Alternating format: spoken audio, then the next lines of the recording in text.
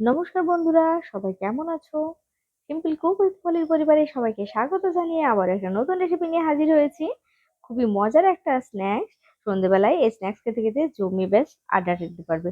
তো চলো কথা না বাড়িয়ে শুরু করে দিই আজকের রেসিপি। এর জন্য কি লাগবে দেখে নিশ্চয়ই বুঝতে পেরেছো। তো এর জন্য আমি নিয়ে নিয়েছি ফুলকপি, একটা ছোট ফুলকপি নিয়ে ছোট ছোট টুকরো করে কেটে নিয়েছি। মানে তোমরা যে যতটা বড় নেবে, তবে এটা মাঝারি করলে পরে কিন্তু বেশি ভালো হয়। আর দেখো, এই যে মোটা অংশটা বা গোড়ার দিয়ে অংশটা রয়েছে সেটাকে আমি কিন্তু কাট করে নিয়েছি। তাতে করে কি হবে, ফুলকপির পকোড়াটা বেশ ভেতর থেকে সেদ্ধ হবে বা খেতে অনেক বেশি ভালো লাগবে। আর এখানে আমি নিয়ে নেব বেসন। তো এখানে প্রয়োজন মতো তোমরা বেসনটা নিতেই পারো। তো আমি নিয়েছি দেড় বাটি, মানে ছোট বাটির দেড় বাটি নিয়ে নিয়েছি বেসন। এর মধ্যে দেবো কিছু গুঁড়ো মশলা। তো চলো, প্রথমে দিয়ে দিচ্ছি আমি হলুদ গুঁড়ো। তারপর দেবো এখানে লঙ্কা গুঁড়ো। এই লঙ্কা গুঁড়োটা দিলে পরে অনেকটা বেশি স্পাইসি হবে আর খেতে কিন্তু অনেক বেশি ভালো লাগবে। আর দিলাম গোটা জিরে, কালো জিরে, আর দেবো স্বাদ মতো লবণ। আমি এখানে হাফ চামচ লবণ দিয়েছি। এবার এটাকে একটু ভালো করে মিশিয়ে নেব। তারপর আমি এখানে দিয়ে দিচ্ছি খাবার সোডা। খাবার সোডার পরিমাণটা দেখে নিশ্চয়ই বুঝতে পারছো যে ঠিক আমি কতটুকু দিলাম। এবার খুব ভালো করে আবার একটু মিশিয়ে নিয়ে তারপরে আমি অল্প অল্প করে জল দিয়ে একটা ব্যাটার তৈরি করবো। ব্যাটারটা খুব যে বেশি পাতলা হবে তা কিন্তু নয়, আবার খুব বেশি ঘন হবে সেটাও কিন্তু নয়। তো চলো, এখানে দেখতে পাচ্ছ।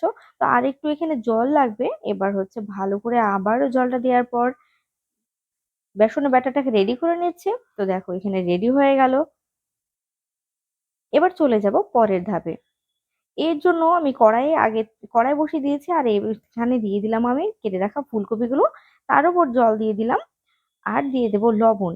এই জল আর লবণ দিয়ে ফুলকপিটাকে আমি খুব ভালো করে একটুখানি ভাপিয়ে নেবো, যেন একটু নরম হয়। তাতে করে কি হবে, ফুলকপির যে শক্ত অংশগুলো রয়েছে সেগুলো সেদ্ধ হয়ে যাবে। আর পকোড়া খেতে কিন্তু অনেক বেশি ভালো লাগবে। আমি জানি না কেউ কোনোদিন এভাবে খেয়েছো কিনা, তবে একবার অবশ্যই অনুরোধ করবো তোমরা এভাবে খাবে।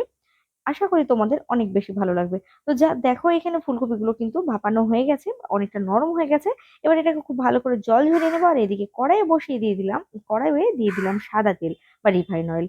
তারপর আমি এখানে দেখো, তেলটা গরম হয়ে গেলে একটা করে ফুলকপিগুলো নেব, আর ভালো করে বেসনের মধ্যে ডুবিয়ে দিয়ে এটাকে তেলের মধ্যে দিয়ে দেবো।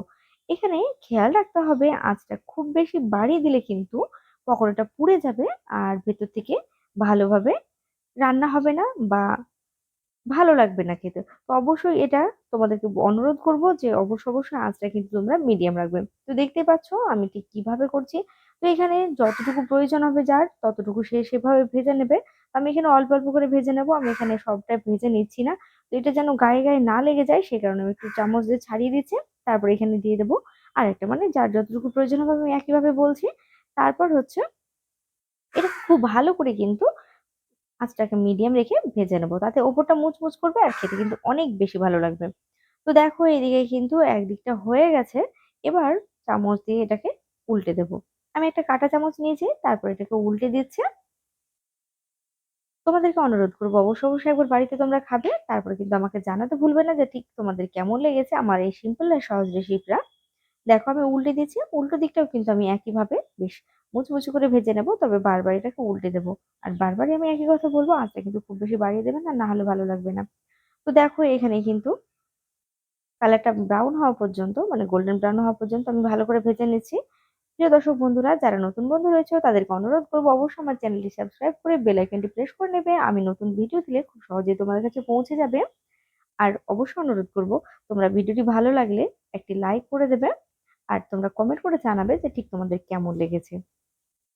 তো এখানে দেখো, আমার ভাজা হয়ে গেছে। এবার হচ্ছে আমি এটাকে তুলে নিচ্ছি একটা প্লেটে।